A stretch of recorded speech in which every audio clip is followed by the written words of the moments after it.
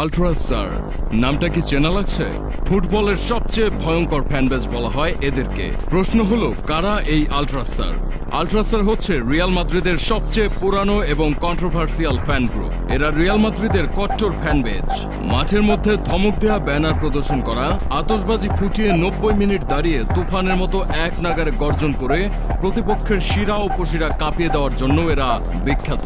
এরা কোনো নিয়ম নীতি বা সিম্প্যাথি কিছুই মানে না। আর এদের সাপোর্টের মধ্যে কিছু কন্ট্রোভার্সিয়াল দিক আছে, যেমন এরা প্রায়ই অশ্লীল বা রেসিস্ট চান্ট করত।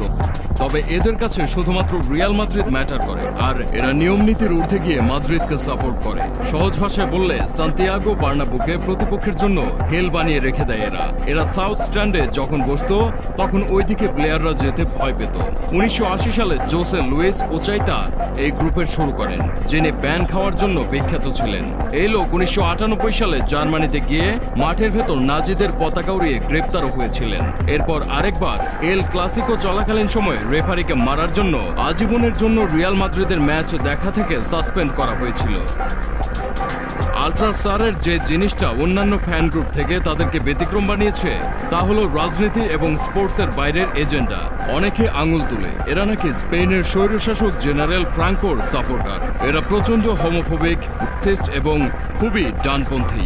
এরা মাঠের মধ্যে রেসিস্ট ব্যানার নিয়ে আসতো, খারাপ খেললে নিজেদের প্লেয়ারদের বোয়িং করত, ইভেন ভায়োলেন্সও করত। 2014 সালে ফ্লোরেন্তিনো পেরেজ আল্ট্রাসারদের সান্তিয়াগো বার্নাব্যু থেকে ব্যান করেন। এই ব্যানের পর এরা কি করেছে জানেন?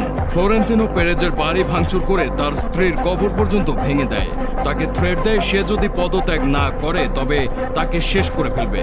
জাস্ট ভাবুন কি পরিমাণ ভয়ঙ্কর এরা। অনেক সোর্সের মতে আল্ট্রাসারদের সাথে রিয়াল মাদ্রিদের গোপনে সমঝোতা আছে। কন্ট্রোভার্সির কারণে মাদ্রিদ এদের গোপনে হ্যান্ডেল করে। ক্লাবের বড় বড় প্লেয়ার ম্যানেজারের সাথে এদের সম্পর্ক আছে। এদের ব্যান করে পেরেজ পরবর্তীতে গ্রাডা ফ্যান্স RMCF বানিয়েছিলেন। ওইখানেও নাকি অনেক আল্ট্রাসার অনুসারী আছে, যদিও এর কোনো সত্যতা পাওয়া যায়নি। উলফসবার্গ PSG ATM এর সাথে চ্যাম্পিয়ন্স লিগ ম্যাচেও নাকি পেরেজ এই আল্ট্রাসারদের মাঠে এনেছিল। তবে এই নিউজগুলোর অফিসিয়াল কোনো সত্যতা নেই। হ্যাঁ, এটা ঠিক, চ্যাম্পিয়ন্স লিগ নকআউট ম্যাচে আল্ট্রাসার স্টেডিয়ামের বাইরে থেকে টিম বাসকে রিসিভ করেছিল।